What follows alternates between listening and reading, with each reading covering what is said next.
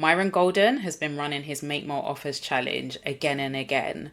Jeff Walker has been teaching his product launch formula for years now. And Amy Porterfield launched her digital course academy repeatedly for nearly a decade.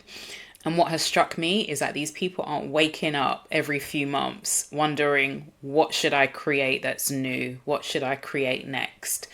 Instead, they build on the work that has already been done. They refine it, they redistribute it, they improve it, and actually allow it to compound. Meanwhile, us, small creators, experts, we are sitting on workshops, masterclasses, courses, digital products, emails that really haven't even had a proper run, proper go at being successful. It's a bit like having a cupboard full of food, all the ingredients that you need to prepare a meal, and still you go to the supermarket.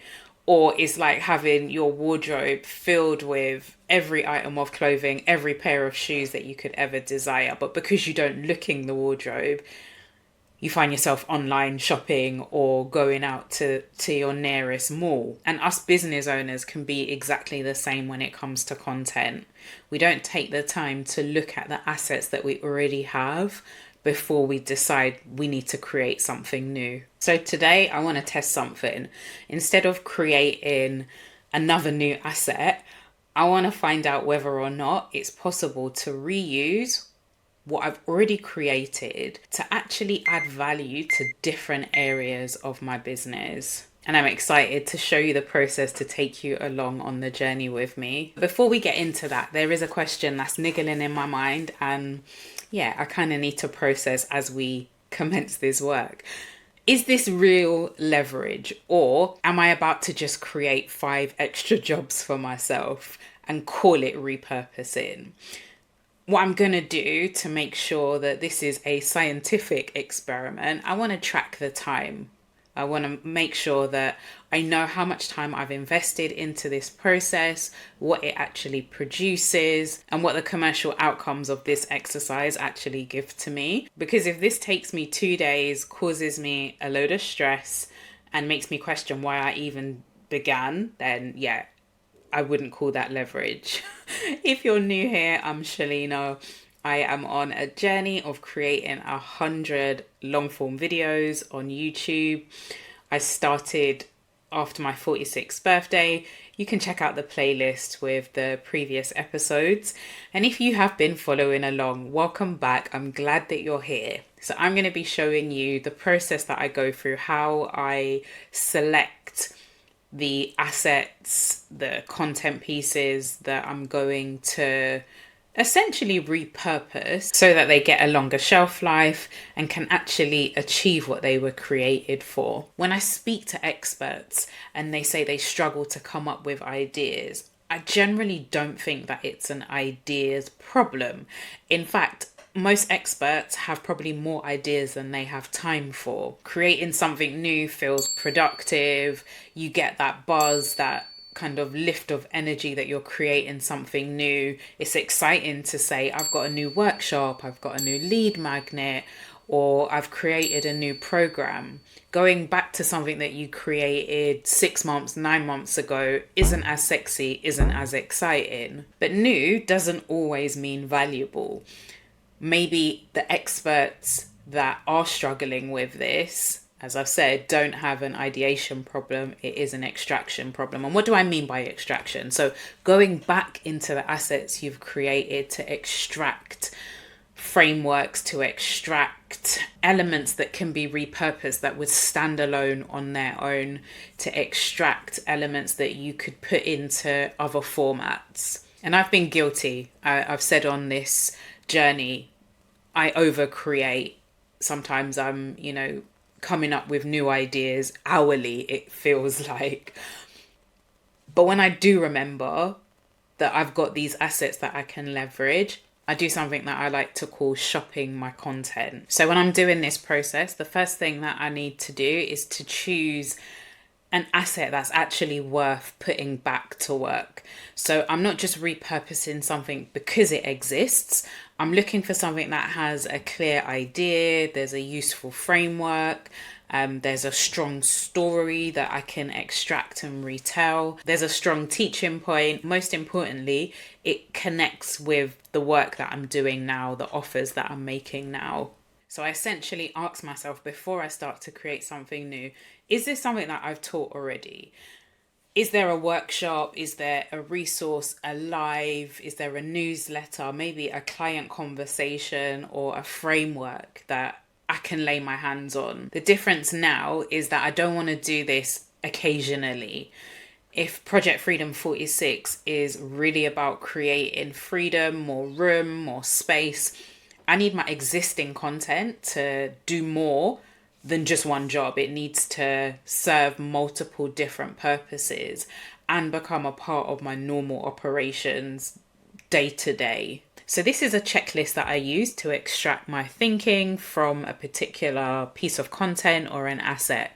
So I'm starting first of all with what's the main idea? In essence, what is the key topic? What is the takeaway that I want somebody to have?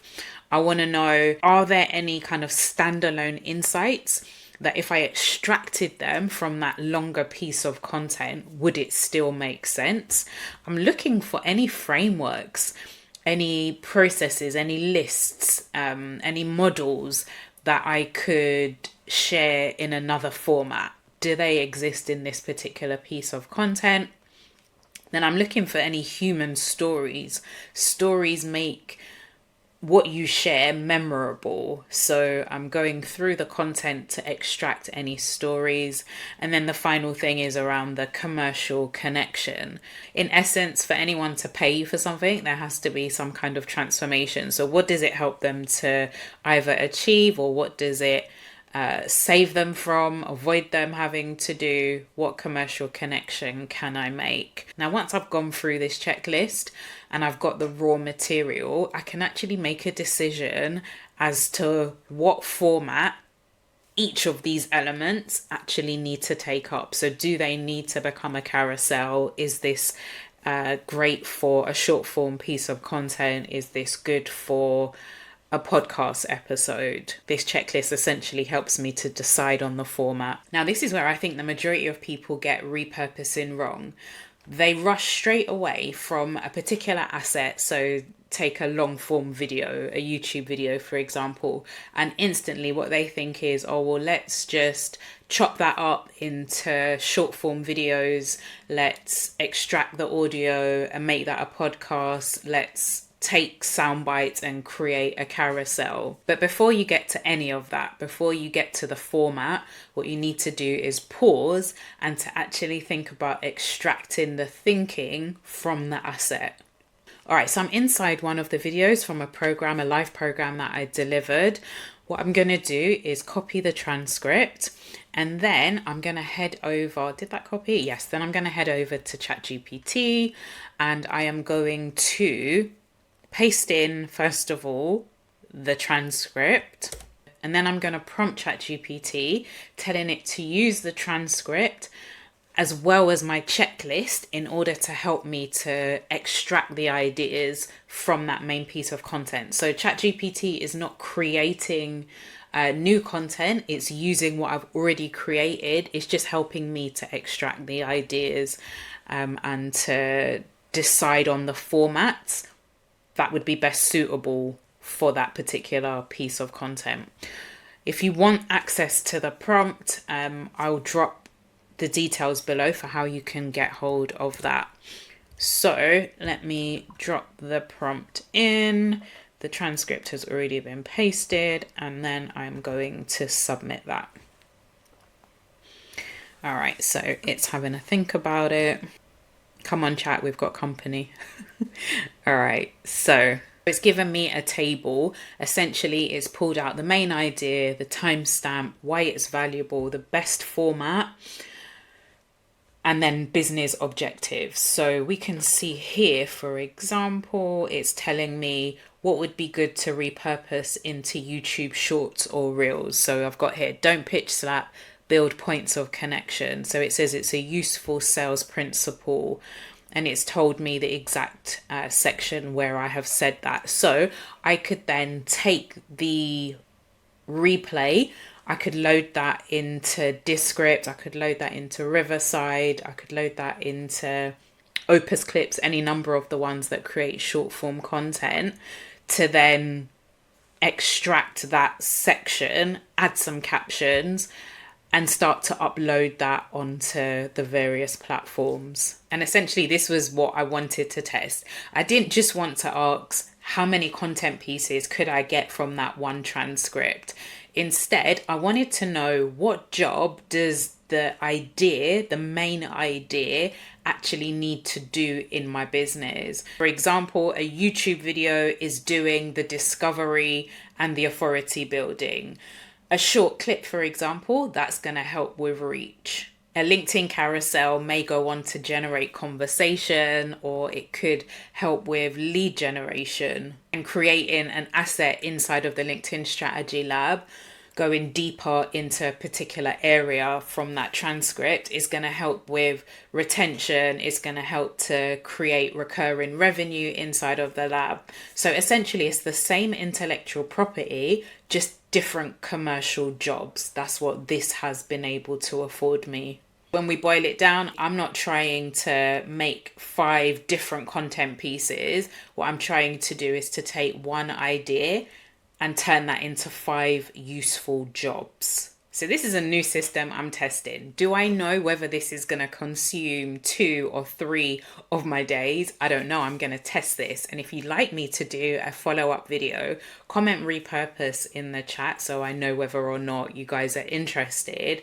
But essentially, if I sit here and tell you, oh, this is an excellent system, this is an amazing repurposing system, and then it does consume my whole week, as I said at the beginning, that isn't leverage. So I'll be tracking the original time that it took me to create that particular resource. I'll be tracking how long I spent editing, distributing, and essentially what comes back from this work. So yes, views matter, but I'm more interested in how many email signups did I get, how many DMs, how many leads, how many new joiners to the lab, how much revenue did these particular assets.